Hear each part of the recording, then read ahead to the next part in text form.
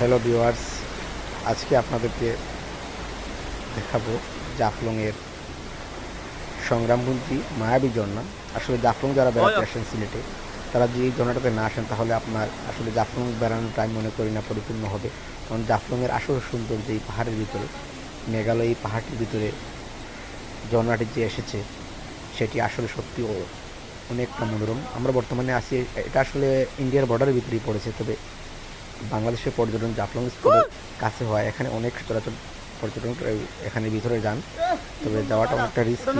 পাহাড় পাথর বেয়ে তারপর উঠতে হয়, তারা অনেক সময় সাপ টাপ অনেক কিছু থাকে, যারা পাথর বেয়ে উঠতে পারেন তারা এখানে উঠবেন। তবে উঠলে আমি বিশ্বাস করি আপনি ঠকবেন না, কারণ এখানে যে সৌন্দর্য বেষ্টিত রয়েছে সেটা দেখলে আপনি নিশ্চিত অনুমুগ্ধকর হয়ে যাবেন। আসলে এখানে ক্যামেরা করাটা অনেকটা রিস্কি ছিল, পিছন থেকে ক্যামেরা ক্যারি করা, ওই যে দেখতেছেন মানুষ